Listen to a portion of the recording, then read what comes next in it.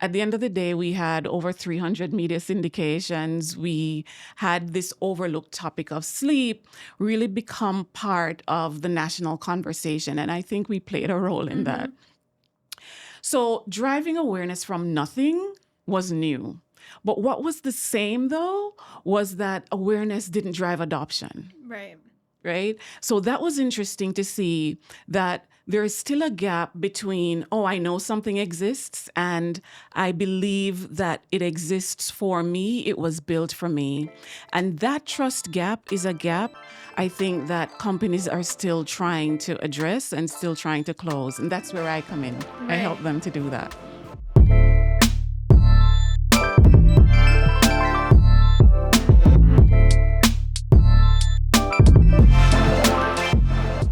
Hi, Barbara. Hi, Ivani. Thank you so much for being here on Out of Scope, our podcast on everything reputation, business, culture. It's so nice to have you. I'm so thrilled to be here today. I was thinking on the way over how this is going to be so much fun, and it's also going to be a big liability because the minute we start talking, we just end up in so many different places. So many different places always, but always intriguing. Yes, always intriguing, always interesting, and always unexpected. Exactly. Some might say. So before we get started, could you just give us a little bit background? I know I said Barbara, you're actually a doctor, Dr. Barbara Rhoden, who I've had the privilege of knowing for 3.5 years now. Something Time like flies. that. Time really does fly. And we got to know each other through obviously you being a client of ours. Now you're our CMO in residence and all over the place. But for our viewers, before we get into everything you're building now, how did you get to where you are today? It's interesting. That's a long story, the arc of my career. But the way I describe myself today is, I guess, I say I'm a unicorn. I'm a PhD chemist and a marketer. I translate science to business, right? And I work with innovators who their science is ready, but their story isn't. That's in a nutshell how I describe myself today. I love that. The science ready, the story isn't. And obviously you have such a great vantage point into what that looks like because as you just mentioned, you started as a chemist, which was always one of the things that intrigued me most about you, knowing you now, because you're such just a creative person and left-brain person. Why were you interested in chemistry and science originally growing up? And how did you at least, pinpoint that as an initial kind of route in your career? So I started at the bench, literally, right? So you have this mindset of somebody in a lab coat at a bench. That was young Barbara. The young version of me. I started at a lab bench, and as you mentioned, I'm a PhD chemist, Howard undergrad and grad at Penn State.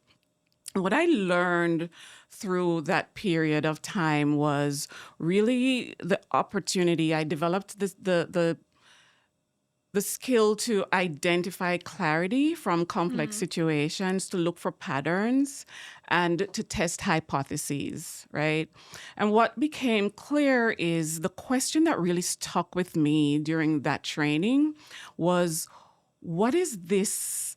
What are we really trying to solve? What is this really trying to solve? That's the question that I kept answering in a lab. That's a critical question to have because you could run an experiment that was elegant, that had robust methodology. But if you didn't know what you were really trying to solve, you could end up with, a response or an answer that was meaningless, right?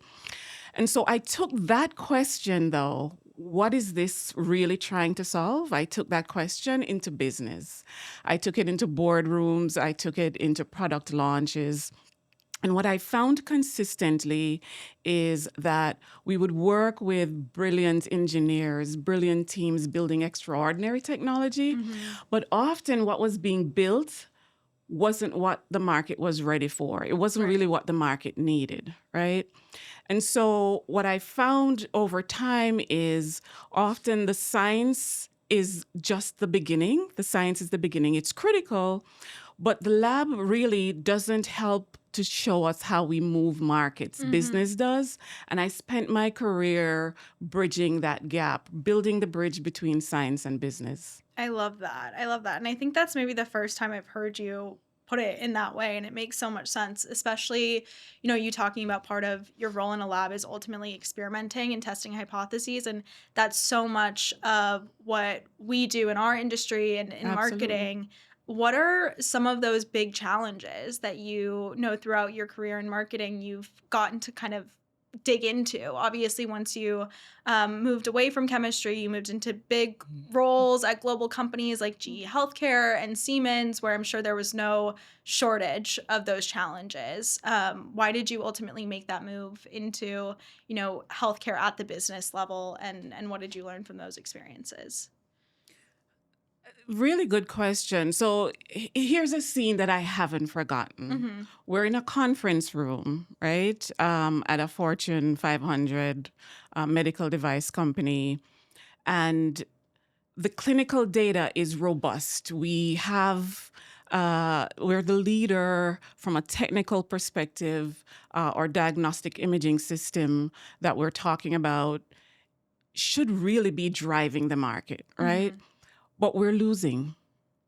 The competitor is gaining share. And in that conference room, engineers kept saying, but we have the best data. Yeah. We have robust clinical data. And they were right. The Mm-hmm. data was great. The problem wasn't the data. The problem was that we were asking clinicians to change the way they work. We were asking them to change how they approach their work throughout the day Mm-hmm. and how they actually make decisions, clinical decisions at the point of care. So we were designing for a spec sheet Right. versus really designing for workflow, Right. right? And one of the fundamental things I learned in these companies, these Fortune 500 companies, was innovation doesn't fail because the science is often not good enough. Mm-hmm. In that case, we stepped back.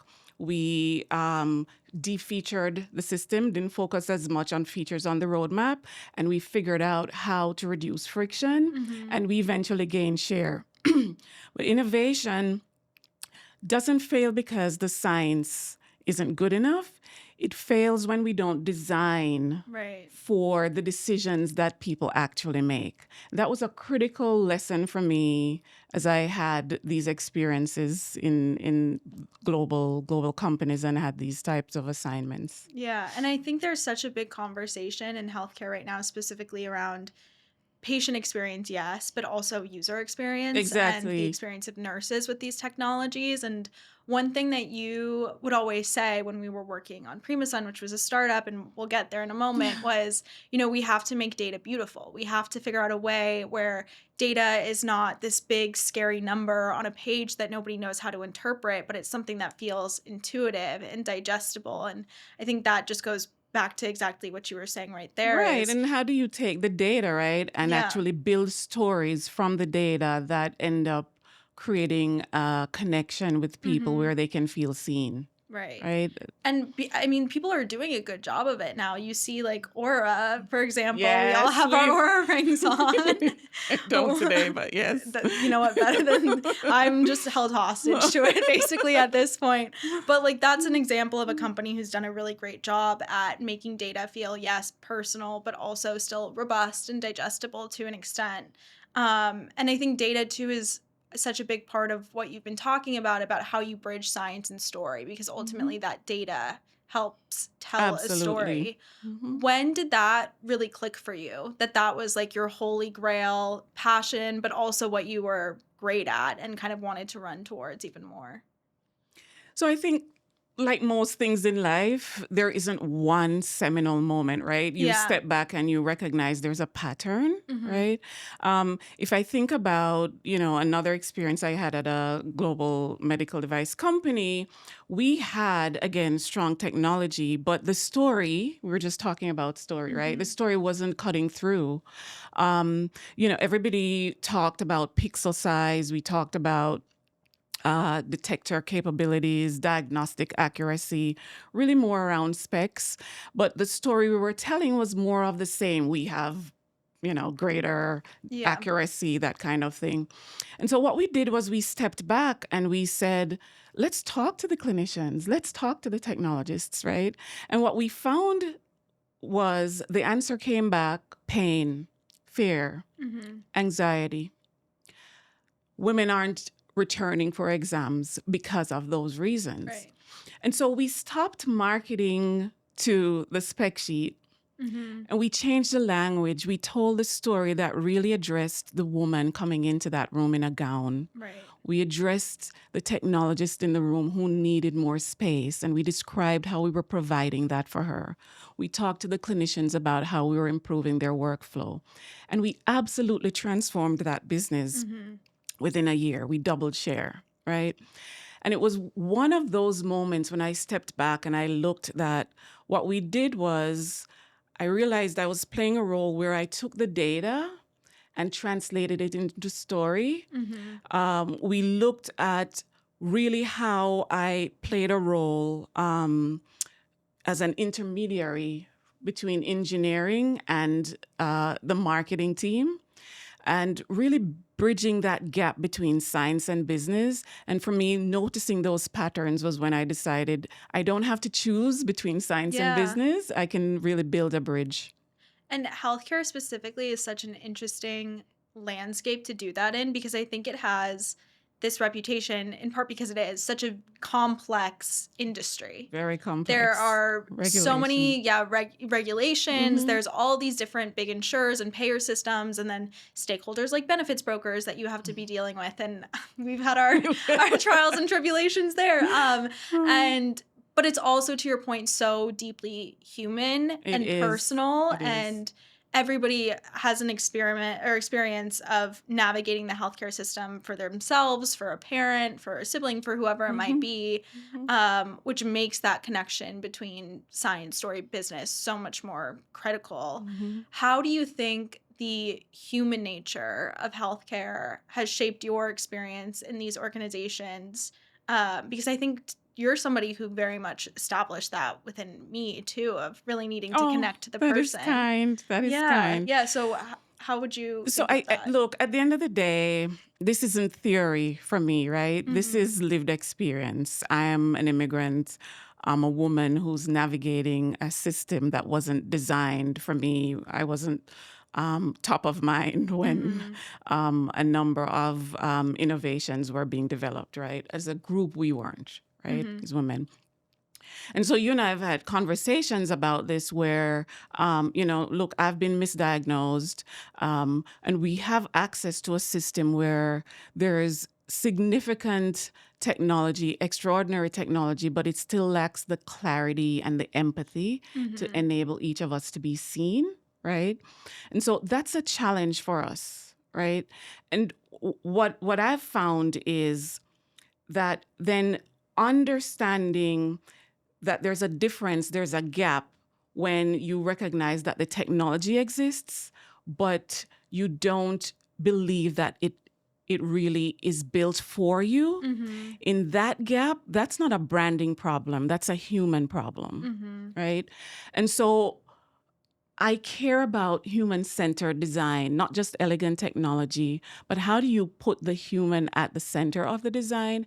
How do you ensure that whatever is being built from an innovative perspective is one that really answers that fundamental question? Right. What is it that we're really trying to solve for?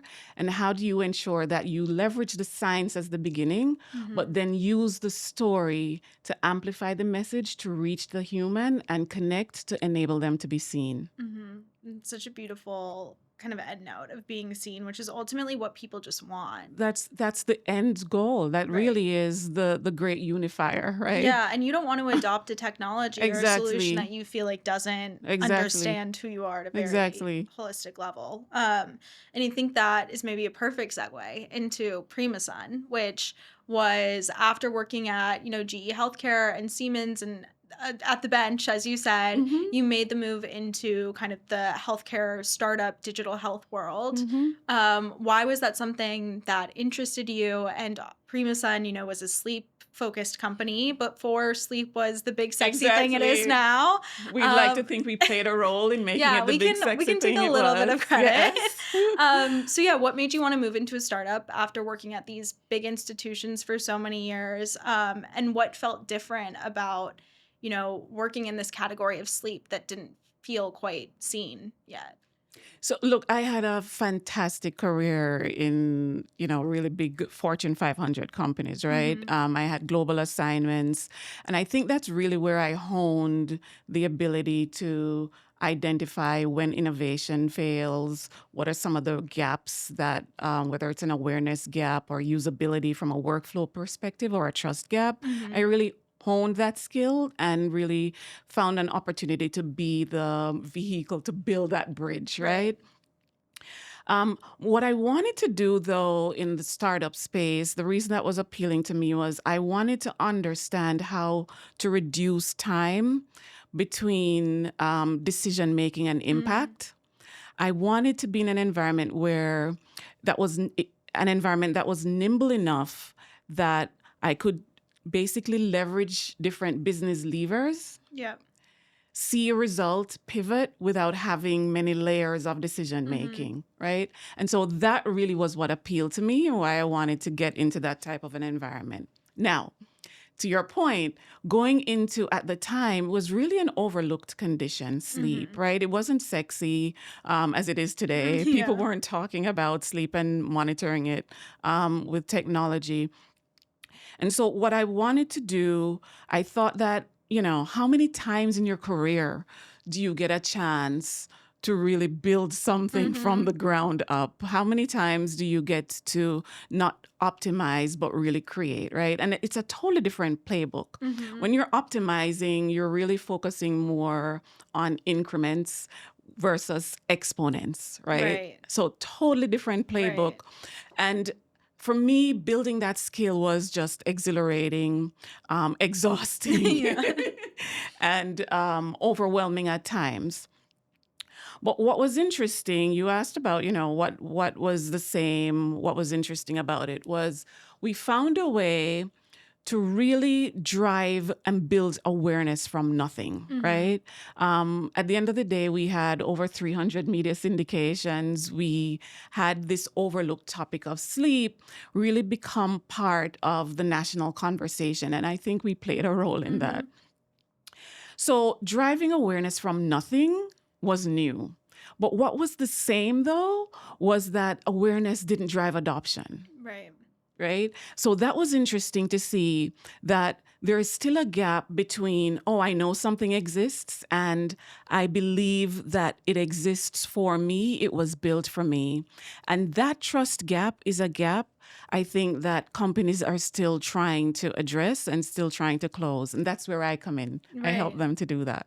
It reminds me so much of why in our work together we always knew market education was going to be so important. Remember, Educate, education is the engage, first. empower. Exactly. Exactly. Education is the first product. Remember, we kept saying Yes. that? Yeah. And I think that's exactly right is we knew that there was going to be so much education that was required, one with yes, consumers and patients, but also just with the healthcare Exactly. landscape itself, Exactly. but that couldn't be the end all. Then we had to go and we had to engage the stakeholders and then we had to empower people to actually adopt this technology. And I'm glad to see that people are finally adopting the technology now. You know, I Hmm. always think back to some of the research that we would talk to your team about and just like for example, now if I go out and I'm having a drink, it's probably not an espresso martini at 8 p.m. because I'm like, I gotta go to You bed. already know what the data, right? Right, will Exactly, tell you. exactly. I think the challenge, though, still, I think it's good for us to take a victory lap, as a holistic group and say, look, we've moved the needle. I wonder, though, if the science and the technology is getting to the people who need it most. At the end of the Mm-hmm. day, that's still what keeps me up at night. Right. Is yes, we're finding broad adoption, but are there still gaps in adoption where there are people who could benefit significantly from this who still don't have access? Absolutely, because I mean, a $400 ring is quite the barrier to There entry. you go. And the kind of the mission statement that, you worked on was making sleep the medicine everyone can access, which I think is Yes, such a beautiful distillation of what we were just talking about, science exactly. and story. And Mhm. it's not just sleep. There's so many other aspects of healthcare No, that right. are Can inaccessible today. absolutely. Yes.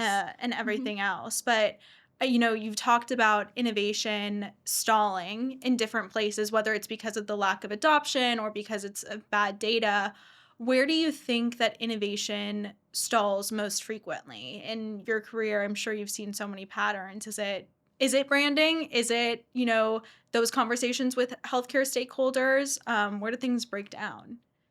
So I think there's so many opportunities for things to break down, right? If you think about going from a lab to an engineering bay Mm-hmm. to regulatory teams to marketing, sales, the clinician, the patient, each of those handoffs Mm-hmm. presents an opportunity for the thread to unravel, Yeah. right?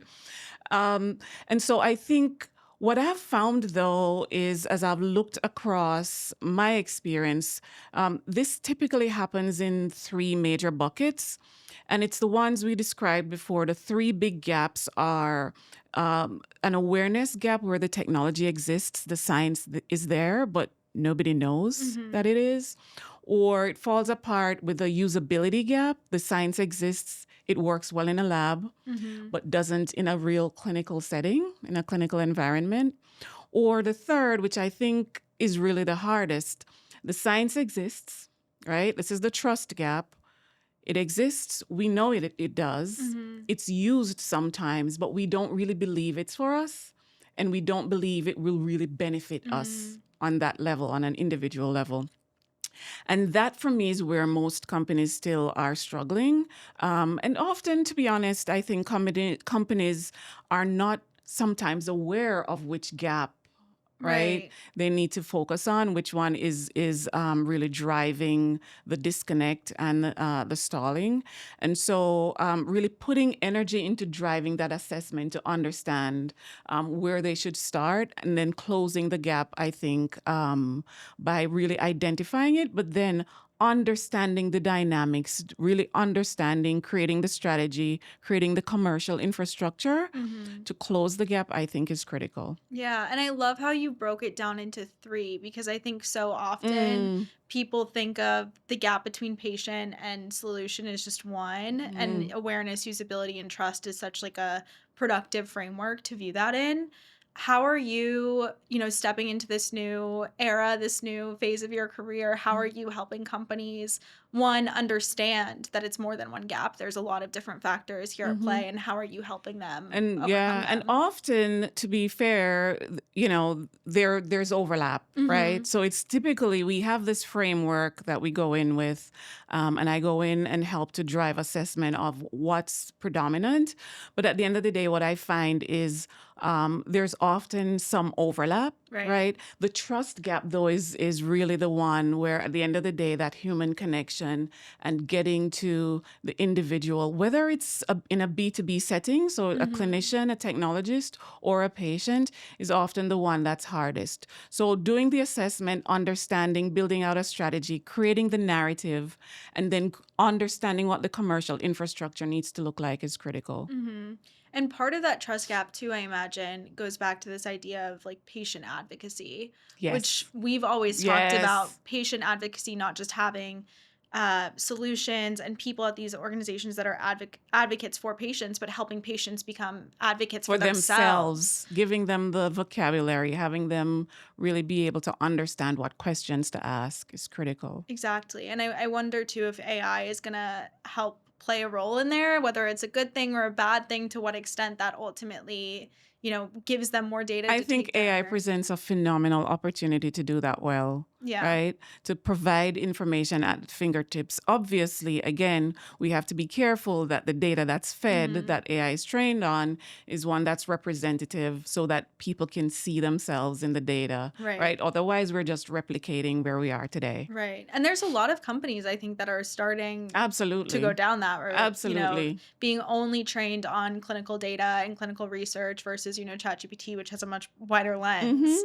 Mm-hmm. So it'll be interesting to see how that changes things. And, obviously there's AI is a big buzzword in healthcare right now, but I know women's health is a really big passion area of yours. And as we talked about earlier, it's healthcare again is such a personal thing, and so much of I think the work you're doing, it feels like, is inspired by that element. It is. It is. Women's health is definitely it's one of those areas where for me it's not because it's the sexy thing right now and Hmm. everybody, the potential, the total addressable market is huge.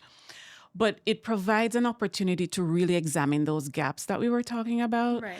What I see in women's health today, from where I sit, is there's a need for integration, Mm-hmm. right? I think we're still treating women's health, we're providing care to women through bikini medicine, is what it's Mm-hmm. called, right?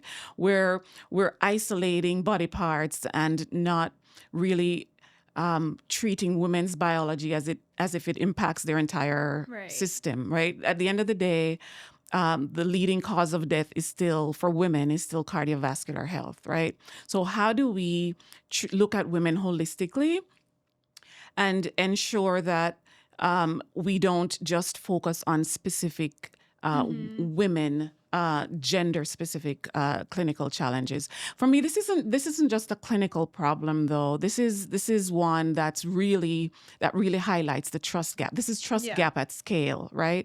Because women have really been taught not to trust the healthcare system, right? They have not been represented, and often do not feel seen, do not feel heard.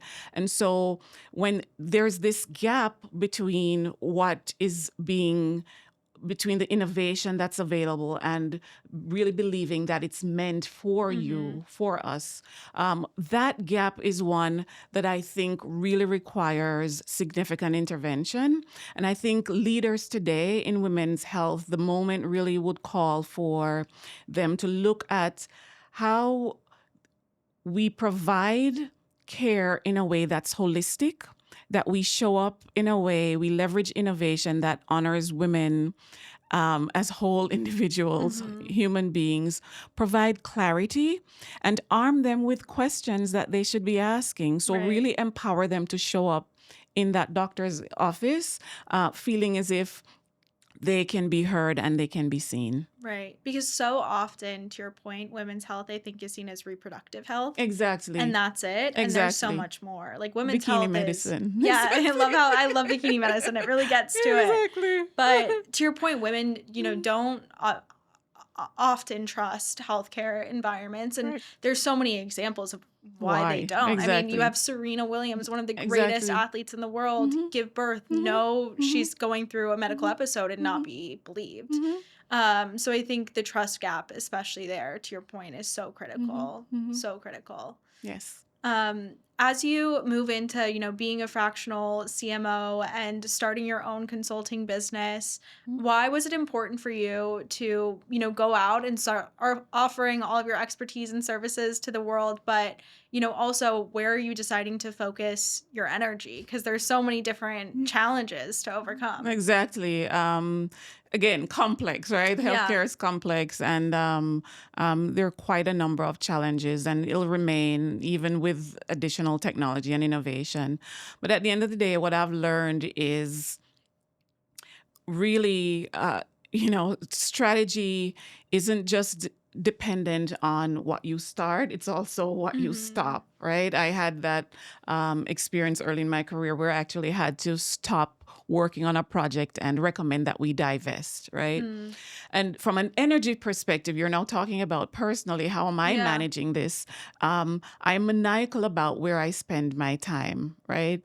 At the end of the day, I work with healthcare innovators, with founders, with executives, with boards, where the science is ready, Mm-hmm. the clinical data is robust, the product is validated, but adoption has stalled. That's my lane, right? Right. That's really where I come in and add value. But what keeps me up at night is that woman who is Mm-hmm. sitting in a doctor's office, and the innovation hasn't reached her, and she's not sure that what exists really can solve her problem, and she isn't armed with the appropriate language to use. Mm-hmm. And so in my work today, I'm drawn to really helping to ensure that innovation, that technology reaches those who need it most. Mm-hmm. And I love that you used the word like language, if people don't know Mm. what language to use, because I often find being on the consultative side, as you now are too, Mm-hmm. so much of our job is, a client coming to us and saying what they want, but it's because they don't have the language to articulate what they Exactly. actually need. Exactly. Now, imagine a woman going into a doctor's office, right? Yeah. Trying to really find that language that's relatable and feeling not heard, not being listened to, Mhm. stating, I know something's wrong, and being dismissed, right? Mhm. So again, this isn't just about women's health, but it provides that space, provides an opportunity because it's so amplified that we can use that as an example. But at the end of the day, I think really just helping innovators get their science and their technology and solutions into the hands of those who need it most. Right. And where are you most optimistic about that? We talked a lot about women's health and um, the getting care into the hands of those who need it most has been such a through line of your career.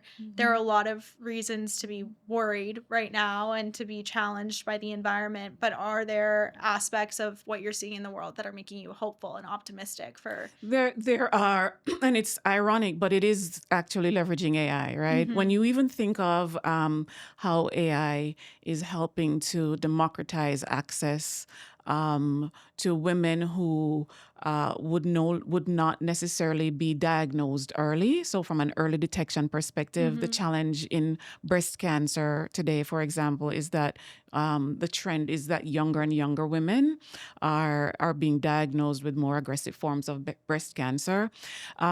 But having AI be leveraged across clinical institutions, we're finding that we're now able to really detect cancer earlier. And putting those tools in the hands of clinicians will really help us to be able to get to more women. At the end of the day, AI is sexy, and we need to keep obviously investing in the space and embracing what it brings. But boots on the ground and getting to the mom who would need to quit, leave her job and not Right. get paid to go for a breast exam is still a problem. And so, what I've found is making investment where we provide access through whether it be transportation, Mhm. food insufficiency, those problems are still real. And I think, while we get focused on innovation and technology, I think we ought not lose sight of the fact that folks are really having real barriers Right. to entry, barriers to access that, as a society, we need to address. Mhm. And I think too, brand and marketing often aren't necessarily seen as like such critical inputs in that process, or, can be somewhat underestimated for the role that they can play there. But I think the outside in perspective that brand and marketing plays of going out into the community, the field marketing aspect of it is Absolutely. so crucial It's critical. in Yeah. understanding what is going to move the line in true Exactly. adoption. Otherwise, you just end up throwing spaghetti at a wall, right? Yeah, yeah, and one Right. of my favorite words that you often use is hymnal. Like, we have to have Oh, everybody yes. singing from the same Yes. hymnal, Yes. and I think that's such a critical part of it too, because if you don't have a message that's being consistently repeated and, you have all these different diluted messages out in the market, that's only adding to the trust gap. It does add to the trust gap, and it doesn't provide the stickiness you need for people to really understand, to sift through all of the noise, Mhm. right? So you do need that hymnal Yes. to keep the message consistent and to really understand what the value proposition is.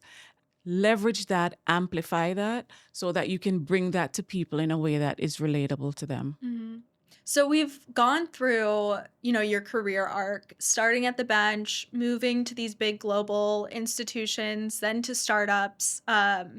Obviously, I'm sure a lot of different experiences, but if you had to distill your takeaway of this industry into, one thing or one big lesson, what would it be? After all these years, one truth has become really clear for me, and that's innovation doesn't matter if people don't adopt it, Hmm. right? And Adoption doesn't happen because the science is brilliant, because the science is good enough. It happens when the story is clear. It happens when the strategy is focused. It happens when trust signals are undeniable. And that's the work, right? That's the work that I feel called to do at this point in my career. It's really helping to drive innovation to adoption Mm-hmm. because it doesn't matter Mm-hmm. if people don't adopt it. Mm-hmm. Before we end, do you have any big provocations for what comes next? I know we've talked about AI being the big sexy thing in healthcare right now, but as we look to 2026 and beyond, are there any kind of fads that you think will go out of style, or any areas beyond women's health that you think are only going to grow in investment?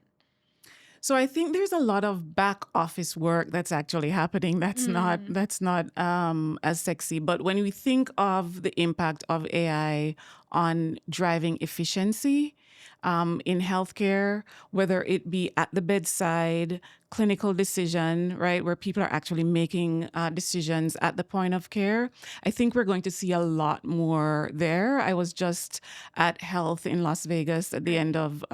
end of November, and it was fascinating to see the space that all of these different startups, Mm-hmm. companies had taken to just try to solve one specific workflow challenge, right? Right. And so I think there will be consolidation for sure, but at the end of the day, the ability to drive efficiency in healthcare is going to be mind numbing. I mean, let's hope. Let's hope. I'm all for it. If I can get a doctor appointment Ah! faster, I'm all We'll for need it. technology to help us with that because, Exactly. yeah, we definitely are constrained by the human Yeah. staffing challenges we have. Yeah. Well, thank you so much for joining us. I think we kept it pretty okay. Yes, we did. We didn't go into anything, non-kosher. Exactly.